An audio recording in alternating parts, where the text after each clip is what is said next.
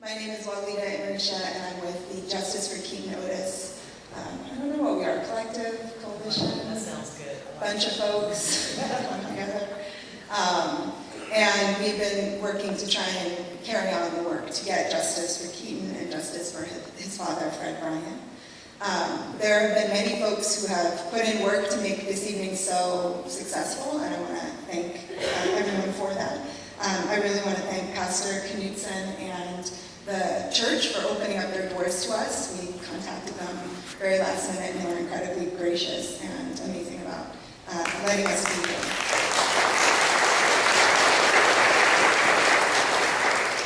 And I want to thank Toya, and I know a bunch of y'all brought food and plates and silverware and drinks, and thank you for helping sustain our bodies while we're here, sustaining our spirit and our commitment to justice.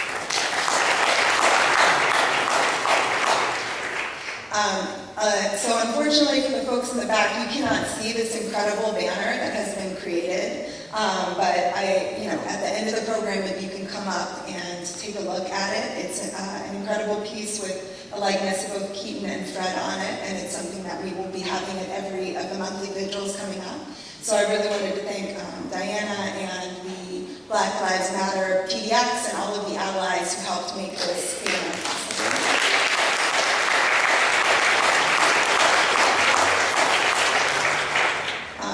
Coming in, hopefully y'all saw that there was an altar out front where folks can write notes and thoughts about Fred, about Keaton, that are relevant to this issue, that are relevant to folks who have lost people in our communities. And so I'm really thankful to John and Jasmine for creating that space so that we can hold a kind of spiritual heart space as well as a head space in this context.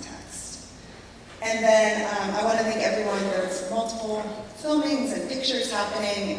It's really important to document these events. Unfortunately, sometimes we don't think about that. I didn't think about it very well, so I'm thankful for the people who were like, I'm just going to show up with my camera and do this. And lastly, I want to thank the folks with Arresting Power. We're going to be showing a clip from their documentary around police violence and the resistance to it. And so it's incredibly powerful. We're going to be able to have a clip of Keaton's father, Fred, here. Unfortunately, he passed away, and so he can't be here, but it was, I think, an amazing opportunity to bring his voice into the space because it is his heart and commitment that has held this together and keeps this work moving forward.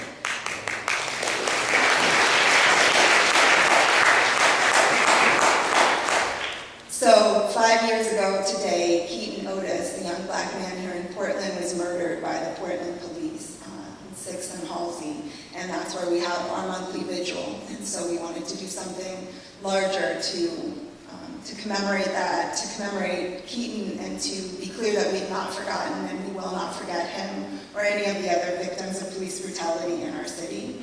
We also wanted to hold this space for his father, Fred Bryant, who passed away October 29th, 2013, who was a courageous community leader and fighter, and who passed away because of his search for justice, that he literally worked himself to death trying to get justice for his son and for our larger community.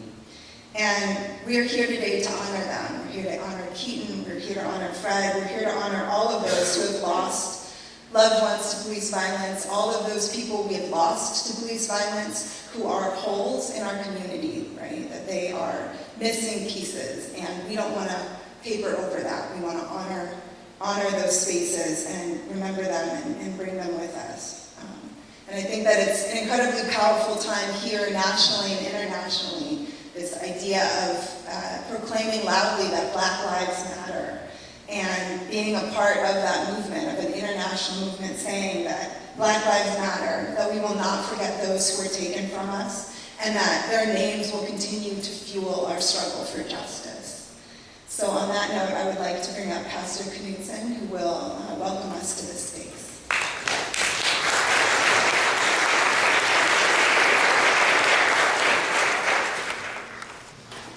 Thank you, Walida and Joanne, and all the others who've worked on getting all of you to come out, which is a tribute and a powerful witness. Also want to call out It's Reverend T. Allen Bethel, who's the president of the Albino Ministerial Alliance and co-chair of the AMA Coalition for Justice and Police Reform, who's here tonight along with many others. Just want to say welcome to Augustana. We keep the doors up here open all the time. The synagogues, mosques, temples, churches of this city, many of them would say we don't exist to be a church unto ourselves. We exist for the sake of the community and the world in which we live. I see Dr. Haynes, who's the head of the AMA Coalition right here, and will be speaking later as well. But in that spirit, welcome to Augustana. This church is here on this corner. It's a thriving, multicultural, multinational, multi-generational congregation. And when you join it, you say you will serve all people and you will work for justice and peace in all the earth. And that's what it means to be in this congregation and to give ourselves away for justice. And when I was a little child, I could just learn to speak. My mother taught me Micah 6:8. What does the Lord require of us? But to do justice, to love kindness, and to walk humbly with our God. When we walk humbly with God, we walk with one another. And so, growing up, it was part of who you are. You seek justice. You seek peace. You can't love without doing those two. And so I welcome you in that spirit today. We're also a sanctuary church. So back in the fall, Francisco Aguirre was here for 81 days. ICE could not come in to deport him. And you may have seen the signs coming in. No weapons are allowed in this church. And even the police honor guard who were here for a funeral several years ago, we had to tell them they had to leave the guns in the trunk of the car for their ceremonial outfits, because that was not allowed, even if we were having a funeral. And that goes for everyone. And we have to have places in cities and urban areas that are sanctuary until the earth is what, however you name the divine, intended. And that it be safe for every human being. And that every life matters. Everyone is created in that image of the divine. And as a father of a young son in his 20s, my wife is African American, so my son is 23 years old, multi-ethnic, and African American male. I'll tell you, like many parents, to wait up at night for them to come home when they're out with friends, you worry when they come back across the river or sailing downtown and what might happen. And no child should have to be taught. You have to be perfect to get behind the wheel of a car. You got to be perfect to walk down the street. That is not right. We know that. That's why we're here tonight. When Keaton Otis was killed, I was part of the AMA Coalition Steering Committee in those days, still am. I was at a conference on healthcare reform in Orlando, Florida, and I'll never forget picking up the paper and reading about his death. An AP story that said a gang member, suspected gang member, was killed by Portland police. You knew, reading that article, that was wrong. And Dr. Haynes called later and gave me the details. But even to have the stories begin like that, as we know they always do, is unjust and wrong. So we're here tonight to give thanks for Keaton Otis' life, a martyr who will be lifting us up as we work together, and his father who was, it seems like yesterday, standing in a place like this, making that witness, and other fathers who are here, who have gone through that, and mothers. May we see this night as a night that solidifies us even more. Until we transform how we live together, where everyone is honored with dignity, we have a long ways to go. But in this church we say, weeping may last for the night, but joy cometh in the morning. And that's why we will do the work we do. Welcome tonight. I'll stop. I can get preaching. And this is a topic that's dear to one's heart as we work together. Blessings to all of you. And your home. Always know your home when you walk in any sanctuary. It's your place of safety and renewal. And let's have a word of prayer. And again, I know we have many traditions gathered tonight, and we have those who we talk about people of faith and people of goodwill. You don't have to belong to a church, synagogue, mosque, or temple, but together we gather in this sanctuary, this house of prayer for all people. So let's have a prayer. Gracious, holy, divine. We call God, we call Allah. By many names you are called. Thank you for the gift of community, especially communities that refuse to keep silent. Communities that see strength in one another, that understand that change does not come from above, from some office somewhere. It comes from people, gathering in basements, in sanctuaries, on street corners, with the power of a spirit that can renew. So be with all who are leading tonight, all who are gathered. May we leave this night with a new resolve to work even harder, to see an end to injustice, the end to the taking of lives, the end of policing that should be creating community rather than destroying lives, whether it be through arrest or shooting or the use of violence. Renew our spirit. Amen.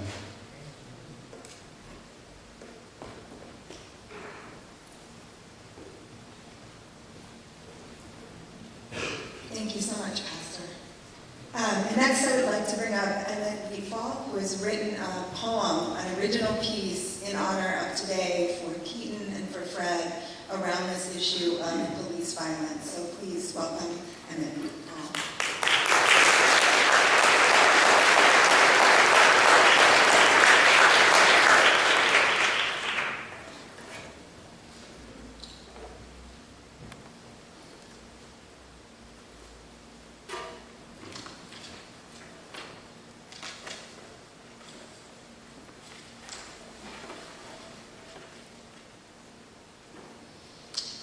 A poem entitled Keaton Otis, 7 Seconds from Heaven. Keaton Otis, 7 seconds from heaven. Pow! Pow, pow, pow! Pow! Pow, pow, pow! That's the sound of a young man shot at 32 times. Struck 23 times. Keaton Otis, 7 seconds from heaven. Before that, it was tat, tat, tat, tat, tat, tat, tat, tat. That's the sound of 3 separate tasers being fired twice, thus bringing to an end young Keaton's life. Keaton Otis, 7 seconds from heaven. He was summarily executed on May 12, 2010 at the hands of at least 7 determined Portland policemen. It all took place on Northeast 6th and Halsey, where this young man shouted, "I got my hands up!" Oh my God, no. Little did Keaton Otis know he was 7 seconds from heaven. Was Keaton killed for the thrill of it? Well, listen to this. You be the judge of it. Let's do it! Let's do it! Let's do it! Pow! Pow, pow, pow! Pow! Pow, pow, pow! That's the sound of a young man shot at 32 times, struck 23 times. Keaton Otis, 7 seconds from heaven. Before that, it was tat, tat, tat, tat, tat, tat. That's the sound of 3 separate tasers being fired twice, thus bringing to an end young Keaton's life. Keaton Otis, 7 seconds from heaven. All I ask of you here today, after 5 years, while we relive it, was Keaton Otis killed for the thrill of it? While we are here to commemorate it, was Keaton Otis killed for the thrill of it? How on God's green earth does justice reconcile? Keaton Otis, 7 seconds from heaven. Tupac said, "God bless the dead." So please, keep in mind Keaton's father, Fred. Right now, both men have been laid to rest. Think Father, think Son, think God bless the dead. Long live the memory of this young man of 25, in whose memory we gather here today to revive, sharing a host of inconsolable sighs, irreconcilable whys, a bucket list we cry as we spread bouquets of insurmountable goodbyes. On behalf of his dearly departed dad, Fred Bryant, and his precious mother, Keaton Otis, to whom Keaton Otis is still a young child, all of us here today understand why. Pow! Pow, pow, pow! Pow! Pow, pow, pow! That's the sound of a young man shot at 32 times, struck 23 times. Keaton Otis, 7 seconds from heaven. Before that, it was tap, tap, tap, tap, tap, tap. That's the sound of 3 separate tasers being fired twice, thus bringing to a violent end Keaton Otis's life. All I ask of you here today, after 5 years, while we relive it, was Keaton Otis killed for the thrill of it? While we are here to commemorate it, was Keaton Otis killed for the thrill of it? How on God's green earth does justice reconcile? Keaton Otis, 7 seconds from heaven. Keaton Otis, 7 seconds from heaven. Keaton Otis, 7 seconds from heaven.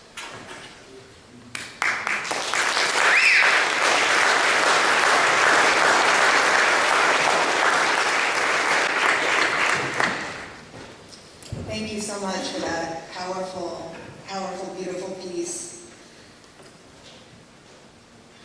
Whew.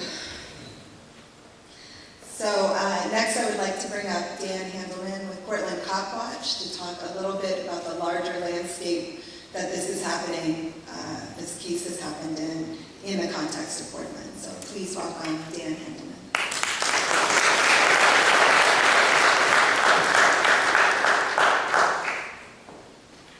Hi, good evening, everybody. Hi, thank you. I'm Dan Handelman. Portland Cop Watch started in 1991, which is kind of a long time ago in some ways, but it's also not anywhere near where the beginning of police violence in the city began. For those of you who've seen the whole movie of Arrest and Power, you know much more of the history of police shooting people, African American people, people with mental health issues in Portland for such a long time. And we've been documenting it just since 1992. The vigils for Keaton Otis have brought a lot of people in this community together. We remember the site, we remember the incident. This is not the first set of vigils that were held either. When we first started, or shortly after we first started, a young man named Dwayne Shaw was shot for allegedly stealing a car, and his family held vigils out on Southeast Stark for several years on a regular basis to remember their son and brother. Dickie Down, developmentally disabled man, beaten down in 1998. His family not only commemorated him every month with a vigil, but they set up a flower garden up on Fenwick and Lombard where he was killed. Portland Police Association recently moved their headquarters to the end of that block. So they're now half a block away from where Dickie Dow's memorial sits. If any of you go up to Lombard sometime in the future, you should take a look at the flower garden and see how close it is to that office. Keaton Otis was killed 5 years ago today, and it was just 4 months after Aaron Campbell was shot. And it was just a week after the 7-year anniversary of Kendrick James being shot. These were both unarmed African Americans who were shot by our Portland police. And again, they caused great outcry in the community, and we haven't seen the change that we've been looking for yet. I brought with me today copies of our newsletter from the time that Keaton Otis was killed. This is our issue number 51. This is our most recent issue, number 65. And, how much has changed really in these 5 years? We have the Department of Justice has come in, and they charge that the Portland police use excessive force. I don't know if we're seeing a real change in that. We've seen plenty of people get shot in between, and many of them are homeless people and people with mental health issues. Even though this is one of the things the Department of Justice particularly said, the Portland police should be aware that they're using excessive force in these cases, and yet we still have this. Last fall, a young African-American man with mental health issues was out on the freeway on Labor Day, and the Portland police shot him and wounded him. Luckily, he didn't die, but it was, again, just another injustice, in my opinion. The other thing that you might notice in comparing these two newsletters is that the racial profiling statistics that the Bureau itself releases haven't changed that much in 5 years. In 2010, they were telling us that 12% of the people stopped in traffic are African American in our city, which is 6% black. And yet, in our new newsletter, you see that 12.8% of the people being pulled over are black in the city where the demographics haven't changed substantially. So I don't mean to bring people down by saying not much has changed. I think that what we just heard from the speakers who already talked is that we need to take this opportunity to reassert ourselves and to push further for justice. We're now in a context where police accountability used to be seen as a fringe topic for us to discuss, that people only radical lefties and the criminal element were involved in police accountability issues, but I think that has become much more of a mainstream issue, unfortunately, with what's happened in Ferguson and Baltimore. And I think that now is the time for us to make the changes that we need to see. So thanks very much.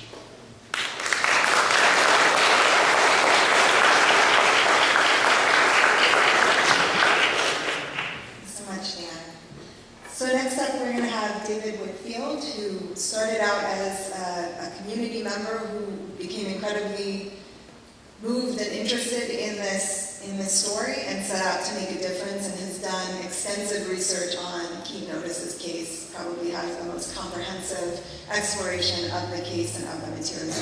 So please put your hands together for David Whitfield.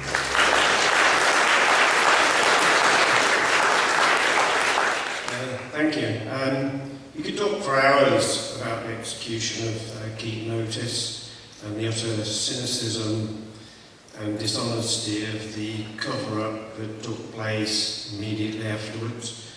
And rest assured, I don't intend talking for hours about it. It makes you very angry to go through the evidence, and it's not actually difficult to go through the evidence. Much of it is there in the public domain, sadly not seemingly read by many of our journalists in Portland and Oregon, who seem to continuously spout the first view given on this on the day that Keaton Otis was a gangster and that he shot a policeman.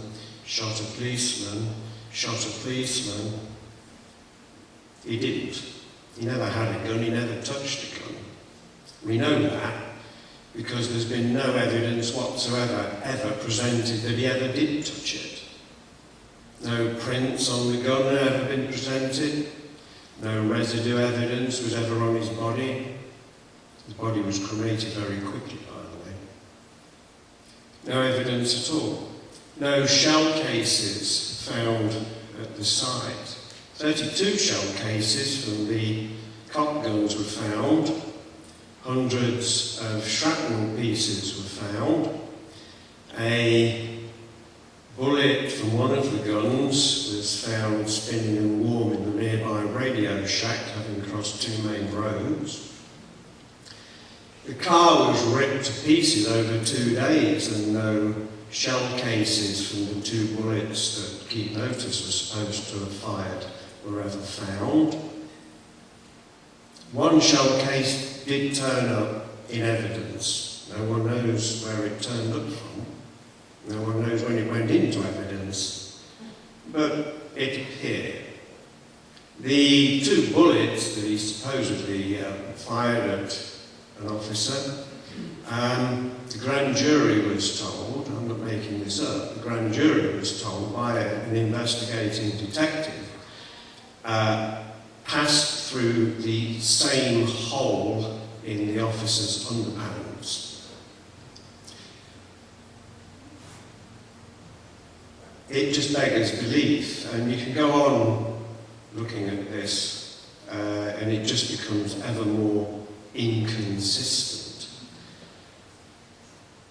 The officers who turned up to the shooting immediately afterwards happened to have been the same officers drinking coffee with the 7 officers in the nearby Starbucks all afternoon. Those officers are a litany of officers with records of violence against African Americans in this city. They turned up immediately. They moved heaven and earth to stop other officers from the Strategic Emergency Response Team arriving to take control of the scene. And they succeeded. They succeeded. And the cover-up goes on, obviously. Politicians, mainstream media, simply don't want to read the evidence that's there. You can get hold of all of the interviews that the police did with people who watched this execution, who weren't called to the grand jury to give that evidence. A cyclist was one, a young girl who was watching this behind from the window. One was called, a woman who was in a car watching him scream, "Don't go away, they're going to kill me." She was completely discredited. She had a minor criminal record. What did they talk about in the the grand jury, her criminal record to discredit her. Complete and utter cover-up. And the cover-up continues now. Every time there's an article, the same ideas come forward that he had a gun and so on. But we know they're lying because they changed the story. They changed the story and turned it into it was a tragedy. Well, we all agree with that. It was a tragedy.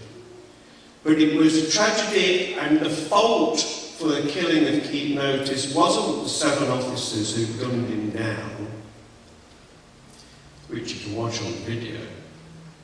It was the people of Portland, one of the officers said afterwards, who killed Keaton Otis. Well, it wasn't the people of Portland who killed Keaton Otis, it was members of the Portland Police Bureau who killed Keaton Otis.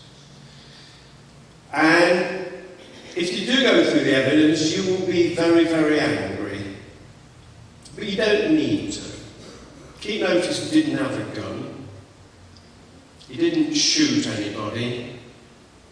He was a thin young man who was in the wrong place at the wrong time. I'm sorry, that sounds very trite. I think personally he was just stopped at random because these officers were angry that the mayor of Portland had sacked their police chief that day. They say they were angry.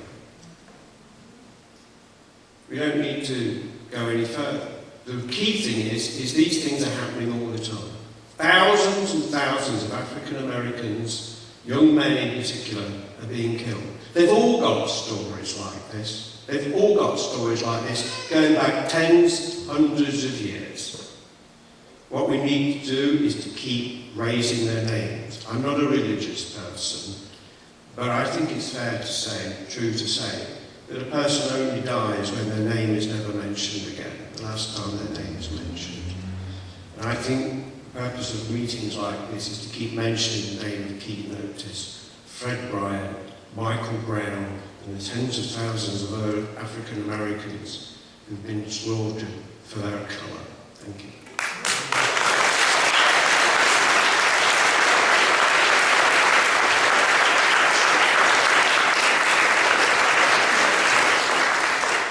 Thank you so much, David. Next up, I would like to bring Joe Keller, who is involved in the community in Portland, Oregon for a very long time. And I had the honor of speaking with him on a panel, I don't even know when it was, not now, before. And he had some incredible thoughts and ideas around police violence in this city from his experience living here and also from his personal experience when his son was murdered by the Portland police. So please put your hands together for Keaton.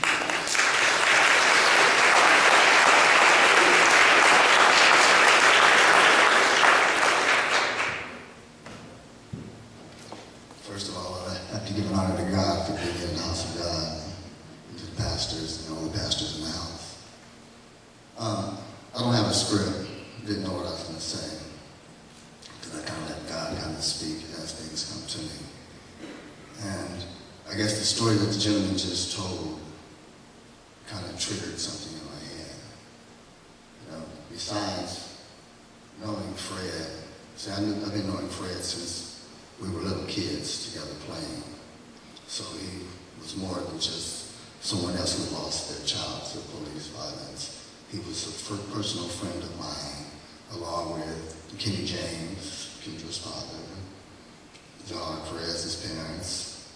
And so it's kind of one of those things where when you're in the community a lot, you know people, you make connections. And so as the gentleman was just talking about reading and understanding cases and how they happened. See, my son, Deontay J. Kelly, was shot in the back by Portland police on February 28, 1996. It will be 20 years coming up soon in February next year. And before, when that happened, we didn't have social media and all of the things that were going on now, and for ways for people to connect and, get the information out correctly. But back in those days, basically, if you cut on the news, if the news was to play it, you basically had to believe what the news was playing. In my case, what happened was that at my son's funeral, Channel 8 News came to the service, did a small interview. Her name was Shannon Green, and she was the reporter at the time. And at the same time, C.W. Jensen was with the police department too. And so whilst we were in the funeral, there was a tag that was put on what I had said about my son being murdered, that I said that I felt that it was justifiable. But that was not what I said. That was the tag that was put on the news media at the end of it as the news reporters were talking themselves. But this actually went out on the air at 12 noon whilst we were actually in the funeral. So what that was a deterrent because of the fact that C.W. Jensen and Shannon Grenius were actually dating at that time. So the police department and the media were working together. So that was a ploy to basically set off the whole understanding of this case itself to kind of squash it, because if I was to say that it was justifiable, that meant that no one else would want to take action. It took me 6 days to get the proper retraction on the news, but by that time it had already sunk into other people's heads and so forth. But then going on to keep this short, as the gentleman was saying, after 3.5 years of going through a process of dealing with the case itself, 3 months before it was time to go to court on a multi-million-dollar lawsuit, my attorney stepped away from the case. The Judge Stewart, actually dismissed him and allowed him to be dismissed from the case, knowing that at that time I only had 3 months to prepare and I would not be able to continue with this right here. But all that was a part of the city's plan because of the fact that I didn't pay my attorney for 3.5 years of work, so where do you think his payment came from? So, like I say, the city had their purse strings out there, and they played those games.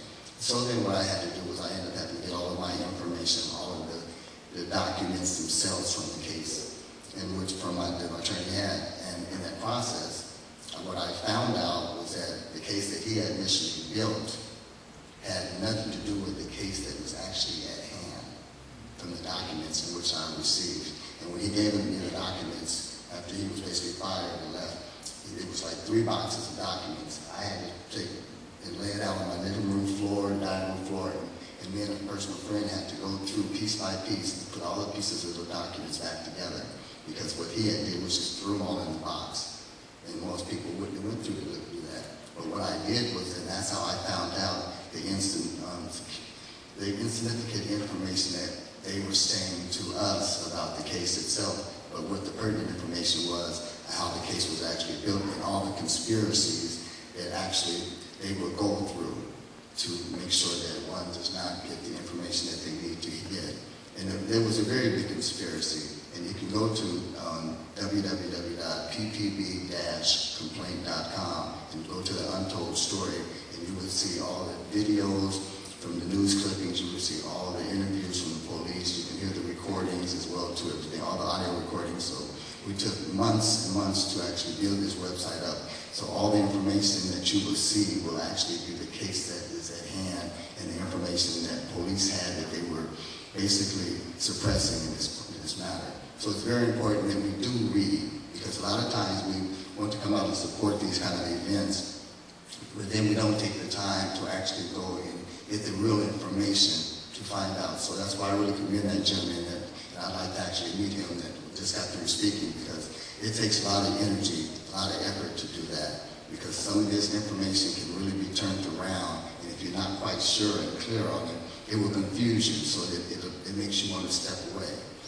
But I understand that everybody's not built for this fight itself. I've been fighting this fight for 20 years, and I have more fight within me, and I'm not done yet.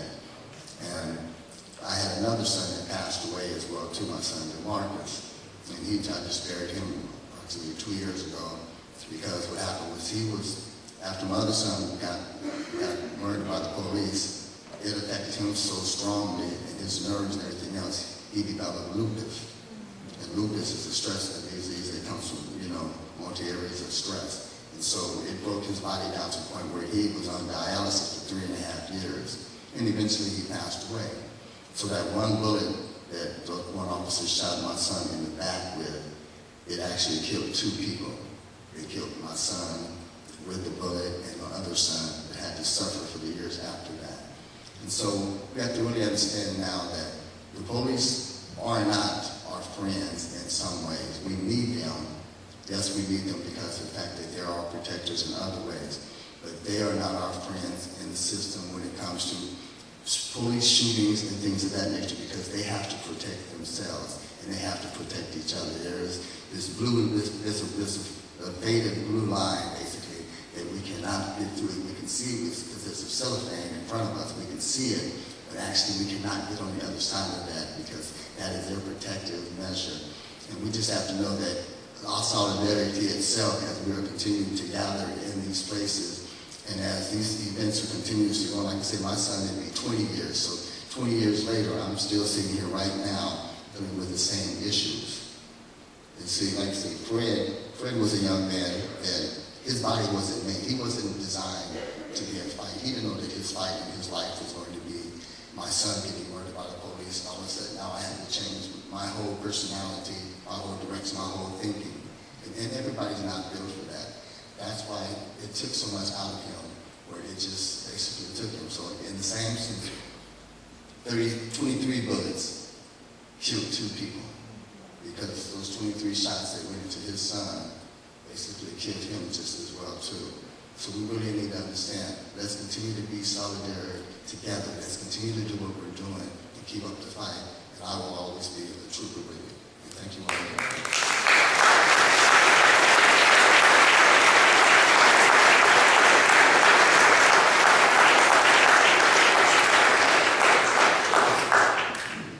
Thank you so much. It's just an honor to have your words, and as someone in Portland, I'm just so thankful for the 20 years of struggle that you put in, and thankful for your, example that you're not done yet, and you're going to continue to push for justice. Thank you, and we will continue to push with you. So we need to. I'm putting this out now, y'all. February 2016, we need a 20-year memorial. So we're going to February 28th. Write it down, y'all. I'm doing this. So I would like to introduce Joanne Cardesty next. She has been my sister in arms in this struggle, and I know that, especially when she got involved in this, it meant the world to Fred to have her energy and her wisdom and her expertise and her experience behind him, and I know it was something that you and Dr. Haynes being with him made him feel like this was the work that needed to be done, and he was not alone. So please put your hands together.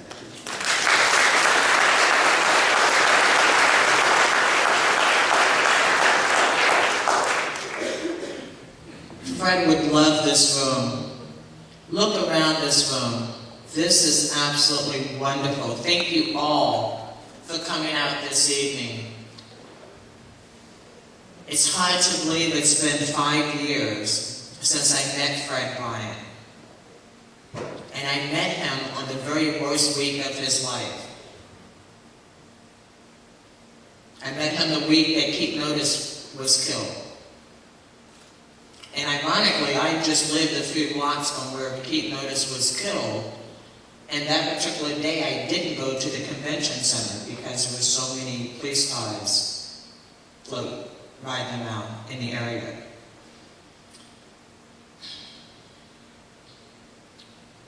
It's ironic to think Joe B. Keller, 20 years, Shirley Isidore, 11 years, Keaton Otis, 5 years.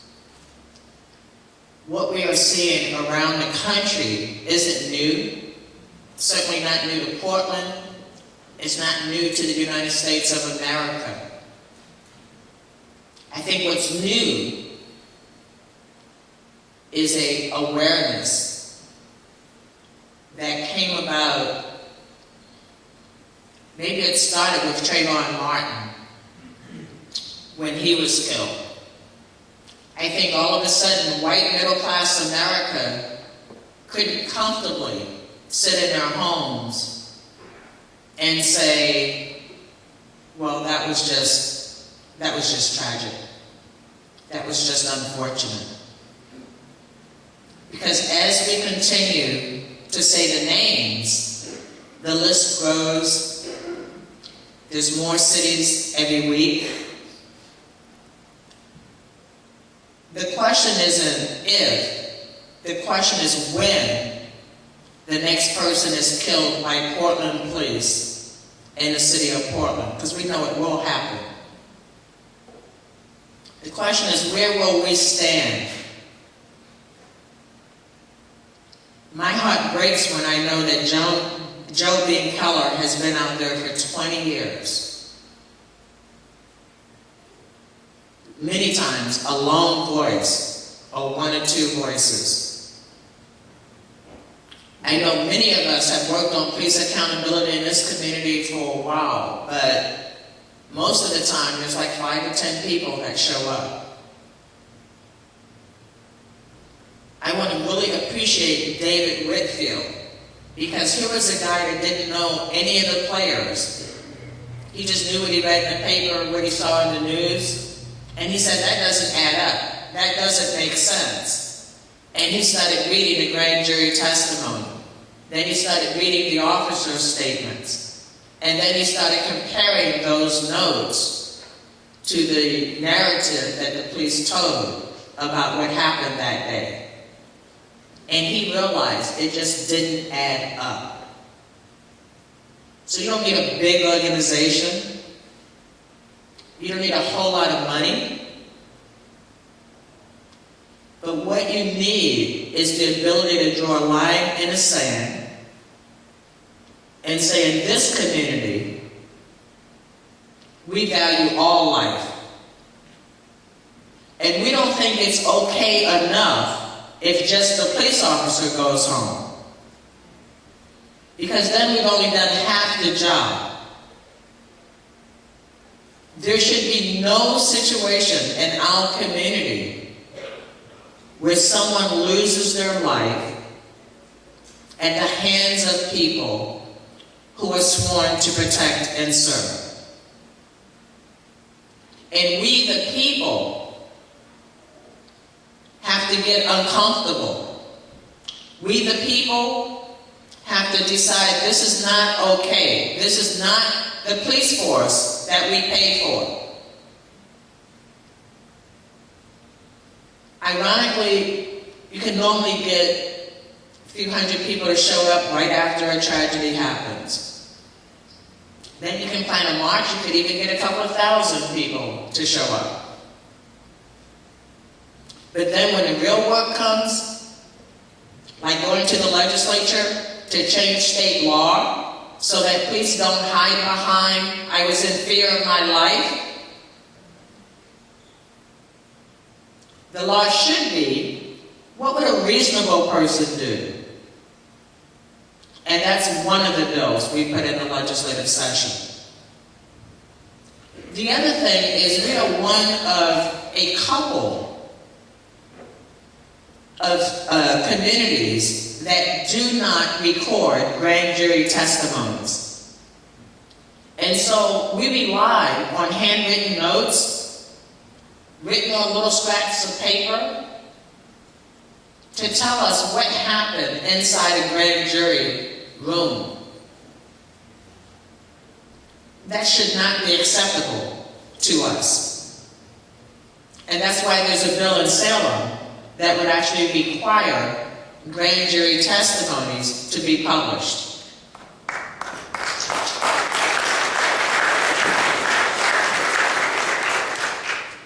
The third thing that we have allowed to happen too often is that when a police officer kills someone in our community, we allow that same police agency to conduct an investigation and then report back to us their findings. It's the most ludicrous system on the planet. It would make more sense to have a system that was really independent of the police department. And I'm not talking about that system we have now, the IPR system, which isn't independent, doesn't really review the police. That's another conversation. A new public dialogue was changing when Fred, Bryant, and I spoke at the Trayvon Martin rally. And what changed in the public dialogue that day was when Channel 6 covered Fred for that event. Up until that day, it had always been gang members shoots police officer.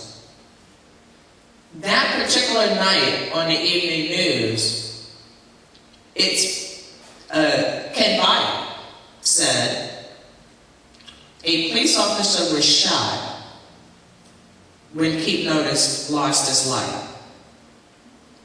Totally different and actually accurate statement.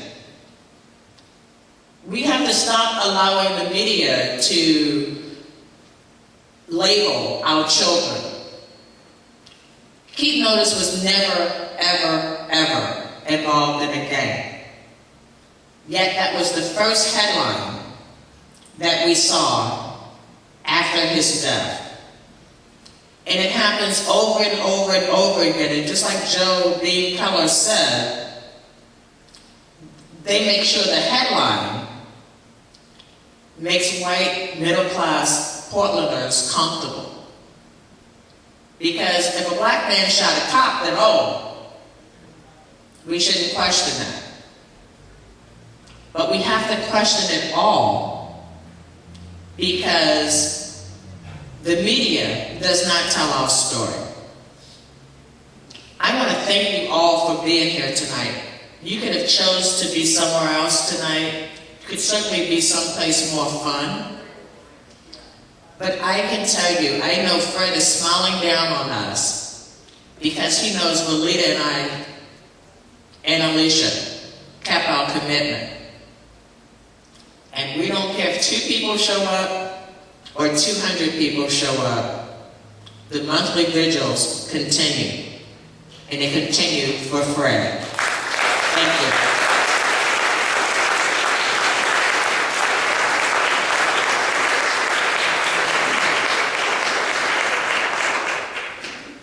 Joe Bean talked about how hard it is for family members to share what happens to them when they lose a loved one at the hands of the police. And the woman I'm going to bring up now, took her 10 years before she could publicly talk about what happened to her daughter, Kendra James. But she's found her voice, and it comes through beautifully in arresting power. And we are so grateful she's here this evening. And Shirley Isidore, if you'd be so kind as to come up to the mic. Please give her a hand.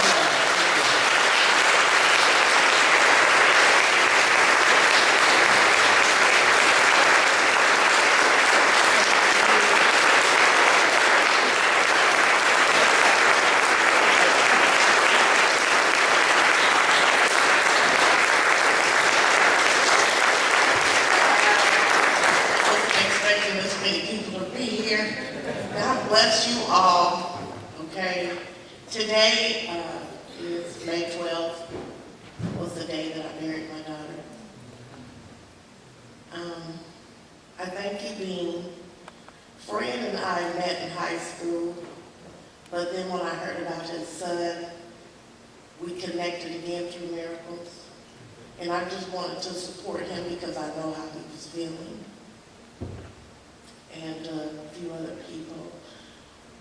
One of the things that's really hard for me to get my groove back from losing my child was because the police shot her sitting in a car, saying that he was threatened, his life was threatened because she was going to run him over. But she ran over his foot. My baby had contact with these police officers 6 months before this incident, and I still don't know why. And I believe that's why I still have a hole in my heart, because I don't know, what did you do to her 6 months ago when she yelled, "Don't let them hurt me"? What did you do to my baby for her to be afraid of you in the first place? You know, I have to share with a 15-year-old grandson of how joyful and how playful and how wonderful his mom was, because he was only 3. You know, and I have a daughter that goes through those moments because she missed her best friend. She missed her sister. You know, she was my Christmas baby. You know, and I know she's in a good place. You know, for me, when I go on my walks, I talk to her and I talk to God. I know I'm never going to get the answer that I need, but I know that God got my back. And the 2 police officers, the last thing I said, the 8 days we went to court, they were not guilty after 8 days. After 8 days of talking, and you cannot tell me that they were right. So I said, when you go to sleep at night, you're going to see my baby, because she didn't get the justice that she deserves. You know, her t-shirt is his justice, or just us. Thank you.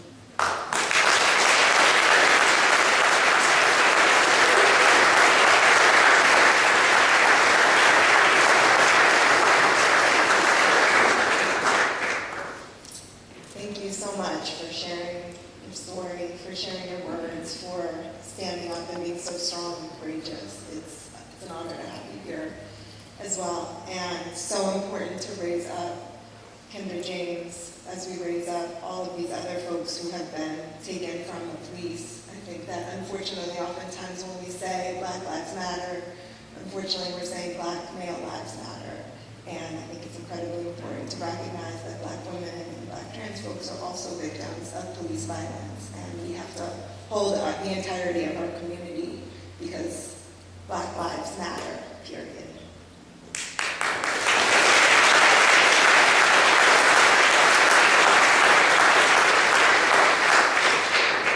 So next I'd like to bring up Alicia Bryant, who is Keaton's sister and Fred's daughter. And she has been a strong leader in this work. She is holding so much. She was 21, I think, 4 years ago. and stepped into this leadership position in Justice for Keaton Otis at 21 years old after Fred passed away, as Joe Keller said, one bullet and two people killed. So she is a strong community leader here, and we're honored to have her. So please join us.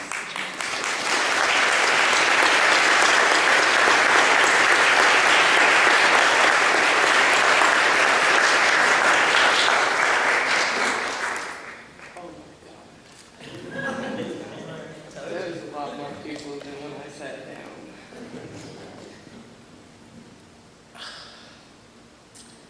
I don't really. I woke up this morning, like, not knowing what I was going to say. Like Mr. Keller said, he didn't know what he was going to come up here and say. And I still don't. I'm overwhelmed with so many emotions. I think I did the same thing last year. Like, I don't know what to say. Because I'm just so emotional right now. To see everybody here. My dad would be so happy. I don't know. I'm at such a loss for words. Like, just seeing everybody and looking at everybody, like, I'm not alone in this, and I know I'm not. And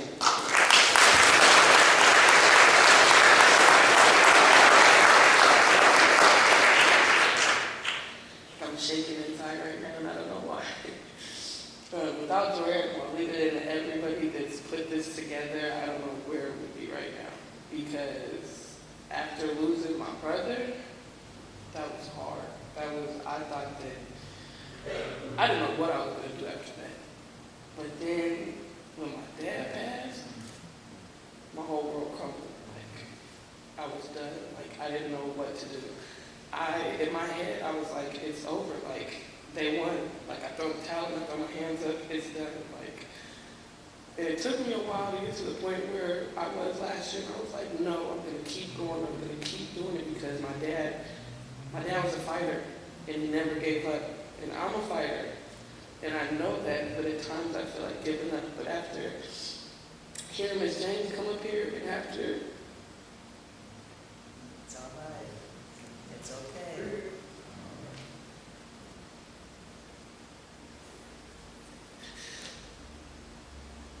I keep taking into, like, hearing what Mr. Keller said. He said that he was built for this fight. He's done it for 20 years. My dad, I don't think that he was built for it. I think that he was built for the time that he put on and the initiatives and the things that he started up. But going at it for the long run, I just don't think he had it in him. You know, I still remember the day we found out my brother was murdered. It was May 14th, 2010. We found out 2 days after he was murdered. We were watching the news, actually. We were sitting there, I was down the hall, and he was at the apartment. We were watching, and they showed the picture of my brother in the blue. And it just popped on the screen, and I just fell. Like, I literally just fell. And then I heard my dad, like, he was just yelling. And I went outside, and he, like, kind of collapsed on the porch. And, like, from that day forward, they took a piece of my dad with them when they took my brother. My dad was never the same, ever. He literally fought for day to day. Like how Mr. Keller said, he got all the boxes and put everything on before. That was my dad. Like, I'd come home and the table would be scattered with 800 pages of jury transcripts. And he's reading it, like, sentence after sentence after sentence, like, not leaving a thing out. And I actually just got an email a couple days ago from a lady, and I don't even want to try and say her name because I'm going to mess it up. I think it's like Islander or something. But she just emailed me and told me that last year she wanted to come to me and tell me that she had went over the transcripts and everything, and she was telling me that my dad was right, that everything he said was right, and that I should be proud of what he did. And I am so proud of my dad. I am so proud. My dad's a fighter. And he never let my brother be forgotten about. Ever. No matter what. Everybody seen his coat, had my brother's picture right here. So no matter what, you knew who my dad was or who my brother was. And I just continue to pray every single day that I get the strength to do what everybody's continuing to do. with Ms. James, Mr. Keller, and everybody around it, I get this strength to be able to continue this fight for my dad, for Keaton, for Kendra, for your son, for everybody out here, because it gets harder and harder. And Ms. Joyce actually just told me something earlier. It stuck with me that I haven't been able to attend every vigil every month. And she told me that that's okay, because every time I step foot on that corner, I just relive it, like over and over and over again. Like, no matter what I do, it will never leave my head, ever. I will always, part of me feels like I should have never watched the video, but I had to for my own, I wouldn't call it closure, but I just had to for myself. And I'll never forget that video. I still have the video. Like, I will never forget it. I will never hear all those gunshots. I will never forget hearing my brother say, my hands are up. You know, I will never forget any of that. And I just want to thank each and every last one of you, and even the people that aren't here, for supporting and showing up to that vigil every month, even when I have the strength not to. I see Dr. Haynes a lot. I see him. he goes to the dry cleaner next to my job, and so he'll come in for a paper, and I'll see him, and you know, I just feel the love and the support from everybody. I really do. And I really want everybody to know that even if you don't see me all the time, I still love and support everybody, and I'm still here through this fight. I'm not going to give up. I may be in the shadows a little bit, you know, but it's hard for me, like, especially my dad. My dad raised me, you know. It was just me and my dad, so it was hard, you know, and then with my brother being gone, it just kind of just like broke everything up. I don't know. But I will definitely still fight for justice, and I am so appreciative to all of you. Like, literally, Mr. Keller, Ms. James, like, I cried when both of you guys came up here, because both of you knew my dad and supported him, and both of you went through the same thing he did. It hurts to, I don't know, it kind of hurts to like see parents, you know, that are still here, because I feel bad that you guys have to see your children, to bury your children, because that's not how it's supposed to be. Children are supposed to bury their parents. Although I didn't want to bury my dad as soon as I did, you know, my hat goes off to you guys. Like, I love you guys, and I'm so sorry. I don't know, I just want to thank everybody, and just let you guys know that I really do love each and every one of you, and I love the support that everyone has, and to thank you. Thank you.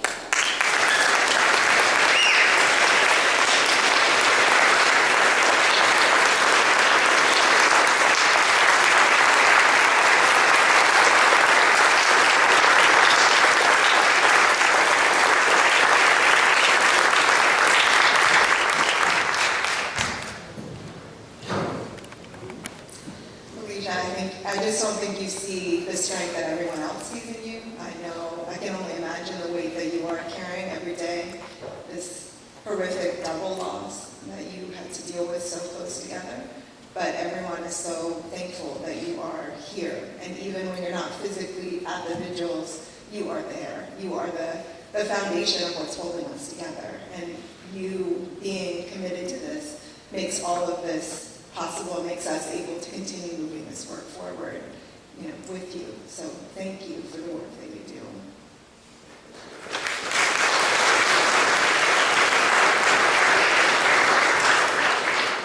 So next we actually have the opportunity to actually screen a section of the documentary Arresting Power, which is about police violence and the resistance to police violence here in Portland.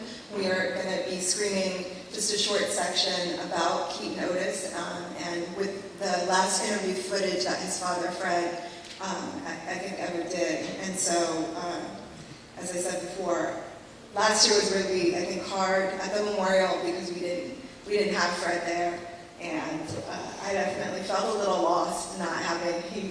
He was so grounding. He was such a big personality, and it definitely felt like a loss. So this is a tiny piece of that back. So I want to introduce one of the filmmakers, Aaron Yankee, who's going to introduce the piece. So thank you for letting us screen it here. As this kind of warms back up again,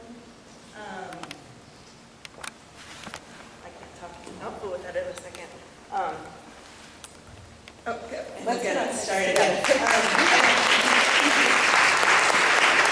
I'll get it started in a second. I do want to say, though, that there is the footage of the neighbor shot on the cell phone. So this would be a great time to just take a break and have the self-care that we all need to continue this fight together, to not have to be everywhere all the time and take it in all the time. Self-care is a super important part of this. Also, there's a part in the film that we had to cut out, but Fred talked about how all the doors were closing on him with the city, and no one believed him, no one believed him, no one believed him. And then all these people came up from the community who were intelligent and smart and supportive and amazing, and that is you. So I just want you to know that he said that. We have it, and I will take a minute to get the film up, but please, self-care. Keaton would never hurt a fly. Me and my daughter were sitting at home watching 5 o'clock news. And breaking news came on of a shooting. And an officer had been shot. And a man had been shot. We heard all the gunfire, and I just grabbed my chest. I said, why did they shoot that man like that? Why did they have to put so many bullets in him?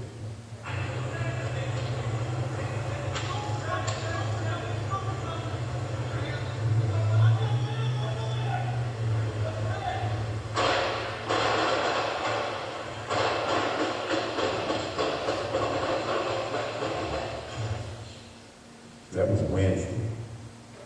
And on Friday, they showed a picture of my son. Keaton Otis is driving in his mother's car down by Lloyd Center at almost 5 o'clock in the evening on May 12, 2010. 2 police officers who were gang enforcement officers said that he failed to signal when he moved into another lane of traffic.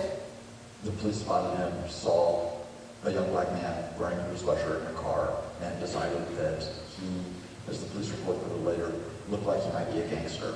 And so to be a young African-American man with a hoodie, and these police officers' mind, he must have been a gangman. Turned out later, Otis had no gang affiliation, no criminal record. There was no obvious reason to think this, aside really from his race. There was a elderly African-American woman, shortly after he stopped his car, he saw her in an automobile close by, and he says to her, please don't leave me, they're going to kill me, please don't leave me.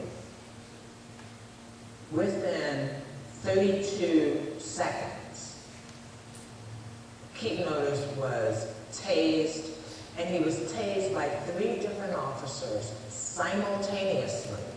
At the same time that they would like us to believe, Keaton was reaching in the glove compartment, pulling out a Crown Royal bag. The district attorney was talking to me, and he said to me, your son shot an officer. And he shot from a Crown Royal bag. And so I said to him, well, have you done gun residue checks? Did you check his fingerprints to match it to the gun? But one of his remarks were that really irritated me so bad to insult my intelligence in such a manner to say, well, they only do that in the movies.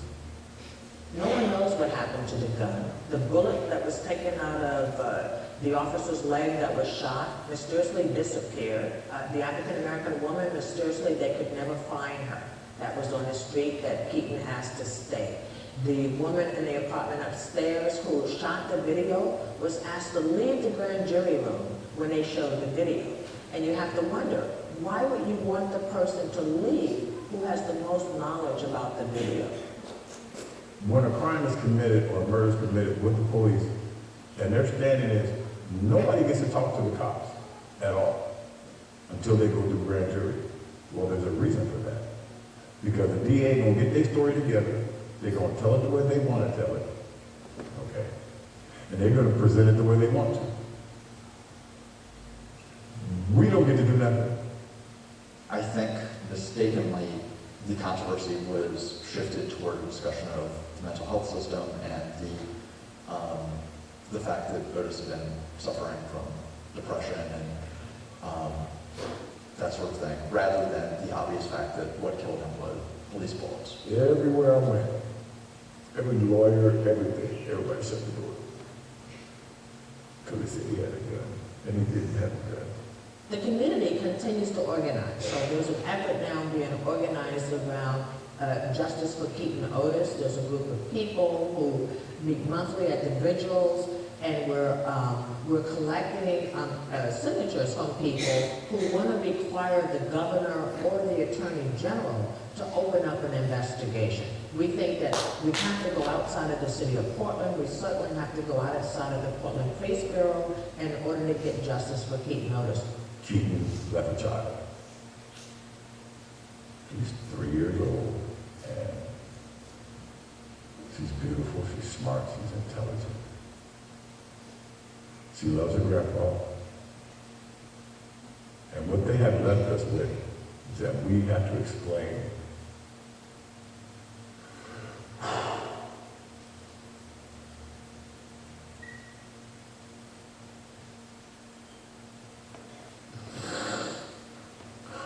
why her daddy here. You never kill this stuff, man. It's imprinted into your spirit and your soul.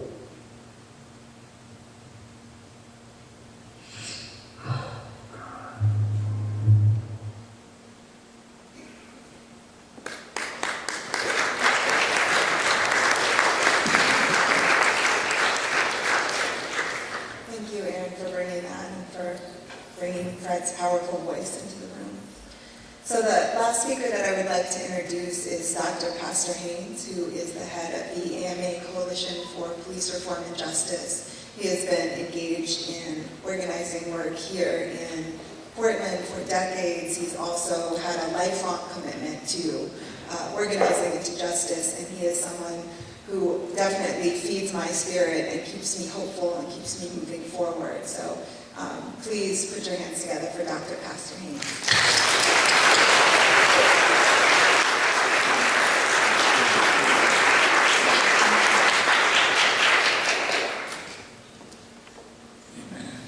What do we want? Justice! When do we want it? Now! What do we want? Justice! When do we want it? Now! What do we want? Justice! When do we want it? Now! What do we want? Justice! When do we want it? Now! What do we want? Justice! When do we want it? Now!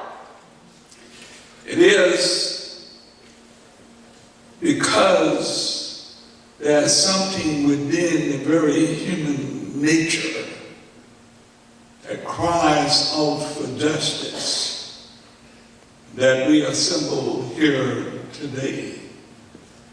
I want to thank Dr. Juanita and Joanne Hardesty and others that are soldiers for this movement, for police accountability, for being constantly in the battle. And it is a battle that Dr. T. Allen Belcher often says it's not a moment, but it is a marathon. And many that are here today in faces like Brother Ken Ford, chairman of the Portland Panther Party, a comrade as I organized the Black Panther Party in Texas. This is not a new fight. Some of us have been fighting this thing all our life. And it's a struggle that continues, but we won't give up. We come today to make and to mark a milestone in the struggle for justice for Keaton Otis. We come today to honor the spirit of Brother Fred, a man of great passion and dedication, who would not stop and would not let go. Get justice for his son. We come today to remember the lives of sons and daughters, fathers and mothers who have been snatched from us by police violence against citizens in our city and our nation. Names that we call out like Kendra James, Johar Perez, James Chansey, Aaron Campbell, Trayvon Martin, Michael Brown, Eric Garner, and names even today like Fred Gray of Baltimore. We come to keep these individuals who have lost their lives through the injustice of police violence. We come today because we believe in justice. We believe that too much injustice has been swept under the carpet in our city and in our nation. I can never forget, after being here in the city only 3 years, that as we rallied on the bridge for Kendra James, and I shouted out, "Cover up, cover up, cover up," and that's what it was, a cover up by the Portland Police Bureau. We come to say that this injustice is too often sanctioned by the criminal justice system. That often police officers who killed innocent and unarmed citizens are not held accountable. I know sometimes we get tired and we get weary. We get tired of marching. We get tired of picketing. We get tired of protesting. We get tired of demanding at City Hall that the district attorney answer our call for justice. But there's a word that says, do not get weary. But in due season, our time will come. I'm reminded of the late Robert Kennedy, stated as he visited South Africa before he was assassinated.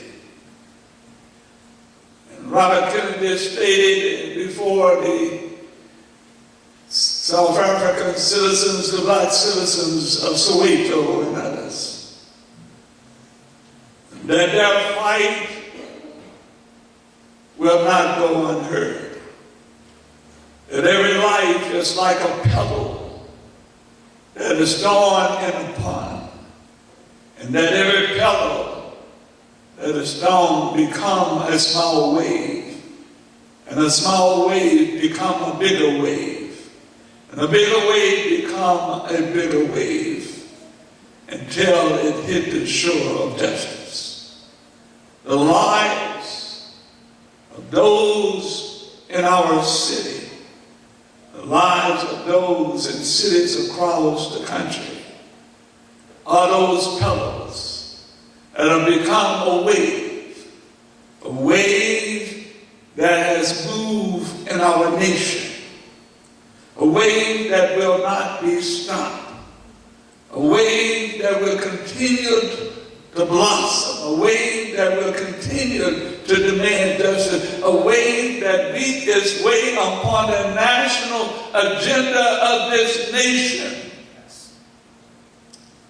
And it started because some people like you would not give up. This is why the president has to deal with this issue.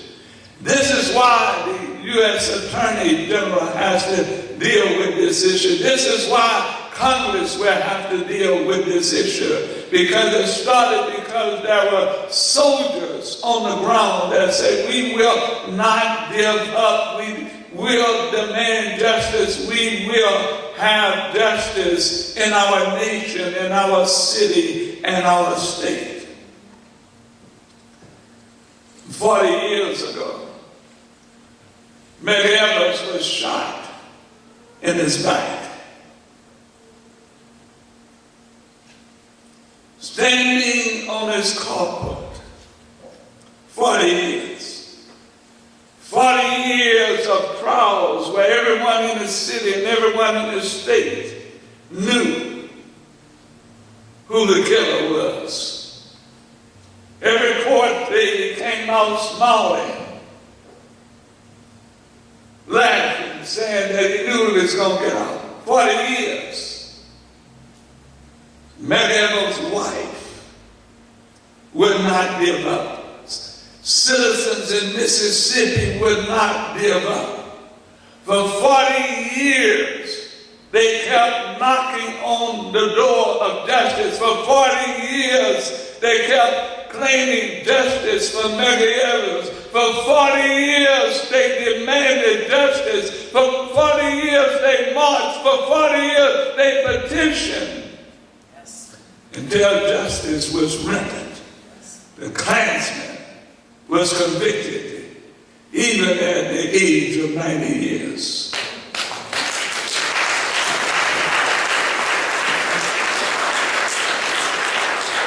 What are you saying? I'm saying that the life of Keaton Otis, I'm saying that the life of Kendra James, the life of Aaron Campbell, the life of every son that has been taken, that if we do our part, if we will not give up, if we continue to make conscious, if we continue to move this city and move this nation, if we continue to educate and mobilize and march and petition, that we have an opportunity right now to turn this nation and produce a nation that will change the police departments across this nation.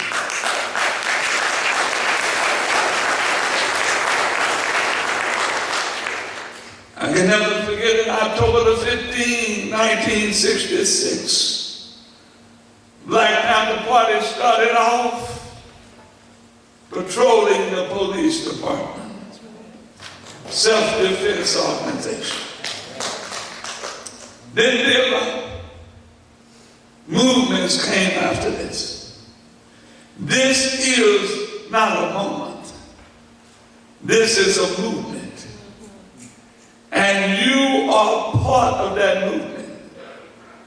You are writing history. You are part of a history narrative that is moving forward.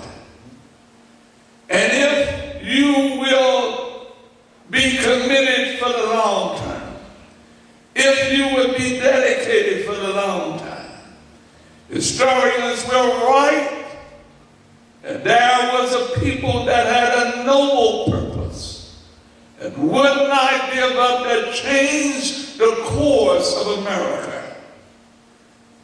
Let the historians write that there were a people in Portland that would not give up, that kept coming, kept demanding, kept petitioning, kept changing things in Portland.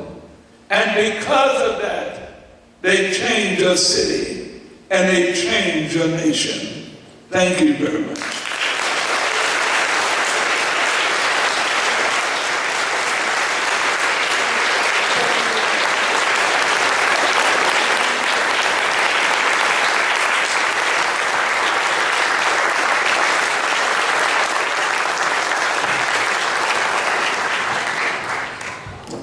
You see why we put Dr. Pastor Haynes last, right? He brings the fire every single time. I'm like, come on, y'all, let's go in the streets.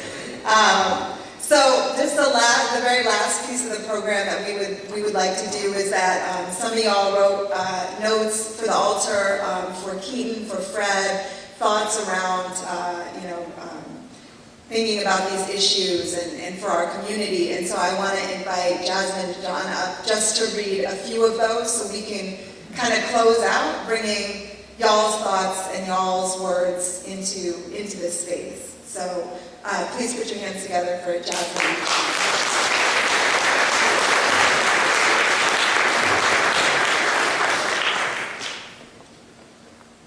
Dear Keaton, we are so sorry that we could not shield you from the bullets that pierced your body and shattered our souls. The torture you endured will continue to motivate us to fight for justice. From one, the bridge builder, you were one of us. Love, Joyce Harris. Keaton, we miss you and we're working for justice. Fred, I'm so glad I got to meet you. We miss your friendliness and enthusiasm, and we're striving to emulate you, your commitments to justice. Still think about you every day, Keaton, Schmeaton, Otis, Andy. Dearest Freddie, we miss you very much, but the legacy of courage, determination, and quest for justice for Keaton continues to inspire us to continue the struggle. I love you and your strength will keep us moving forward to seek and demand justice. Your forever friend and extended family, Ms. Joyce Harris. Keaton and Mr. Bryant, Portland has not forgotten your deaths. We grieve your deaths. May you not have died in vain. May we reach justice. Justice demands integrity. It's to have a moral universe, not only to know what is right or wrong, but to put things in perspective, weigh things. Justice is different from violence and retribution. It requires complex accounting. Bell Hooks. Rest in peace and power, Keaton.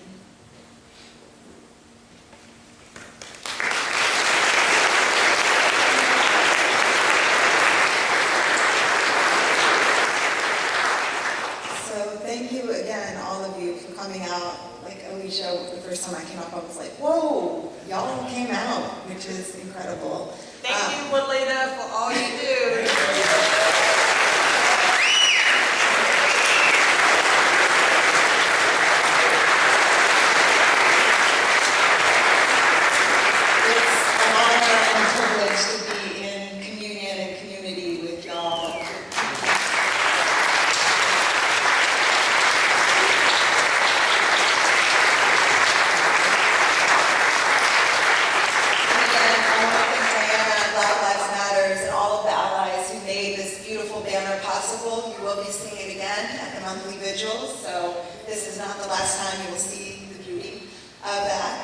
I want to thank Pastor Knudsen and the church for opening up their doors to us.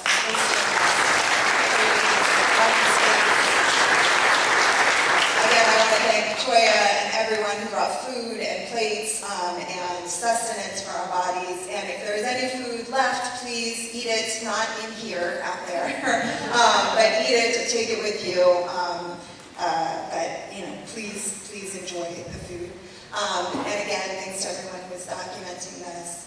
Thanks to Jasmine and John for the altar and for creating that space for us. And we will continue the monthly vigils. As Joanne said, whether there are 2 folks or 200, but it's been beautiful to see so many folks coming out and using the monthly vigils as an opportunity to recommit ourselves to this struggle, recommit ourselves to the idea of justice that Dr. Pastor Haynes talked about, and to, as everyone talked about, make sure that folks aren't just names on posters, but these are real people that we love and we miss. And even if we didn't have the honor and privilege of knowing them personally, they are real people who have left holes in our community, and we will not forget them.